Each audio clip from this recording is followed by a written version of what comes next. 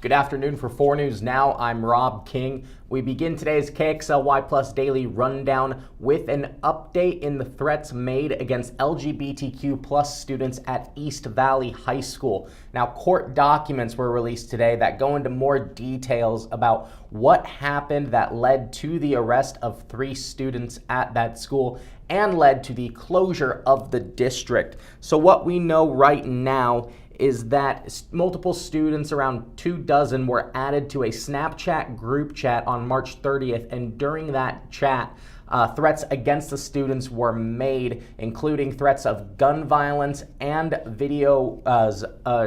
photos of students holding the weapons as well. That was on March 30th. One student in the group chat then emailed the assistant principal and principal of East Valley, and on March 31st, they made the decision to close the district after informing a resource officer for the sheriff's office as well as the superintendent. So the district was closed. So now one of the students is appearing in court today, 18-year-old Mac Wilson. He is the only adult of the 3 arrested, so he's the only one being named right now. Wilson is being charged with threats and to a property.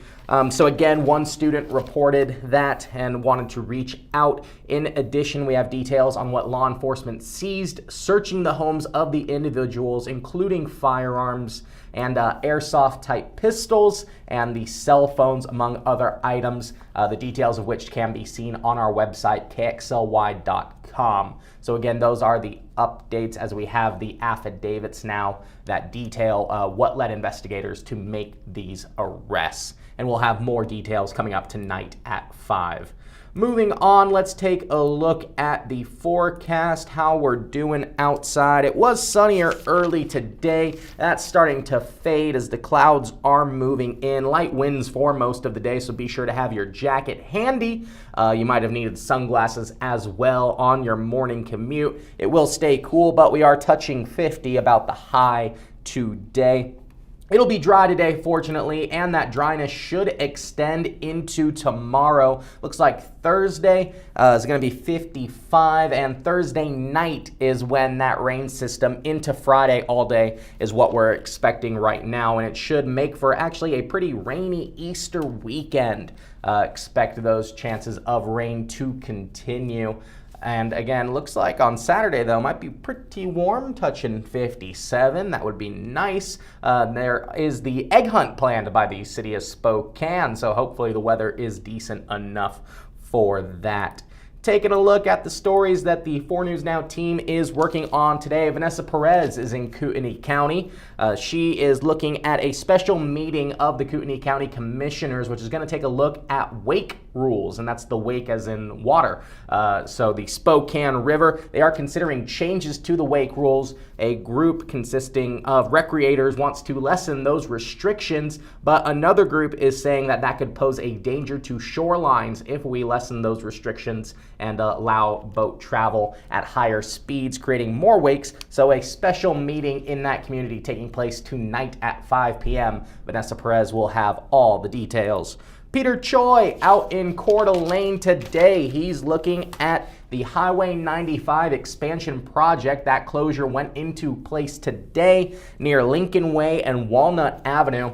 We're expecting closures and detours, delays for commuters for about the next 4 months as they work to widen that stretch of the road. You can see in that photo, it's the part of 95 that travels from straight north and south and starts to bend into more of a east-west travel direction, and that's near Lincoln Way and Walnut Avenue. So he'll be speaking with the city about how long that, with Idaho Transportation Department about how long that closure is expected, where the funding's coming from, and if they're gonna stay on time. You know, construction projects tend to be finicky.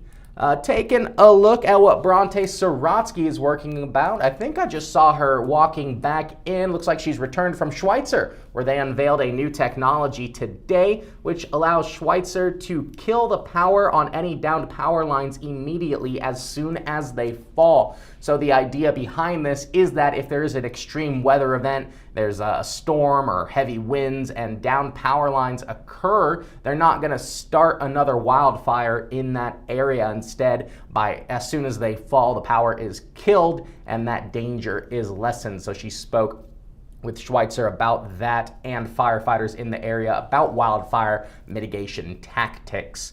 Closing out with the baseball season upon us. In the major leagues, Mariners have started their season, so have my Dodgers. Spokane Indians getting ready to go this Friday. They began their season in Vancouver, but if you want to get an early jump on your favorite minor league team, they're having Community Fan Fest tonight at Avista Stadium. That begins at 5:30, goes till 7:30. You can meet the mascot, players, get autographs, check out some of the concessions.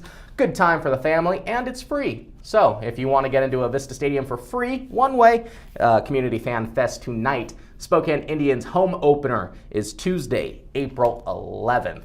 So that's all we have for today's KXLY Plus Daily Rundown. Thank you for joining.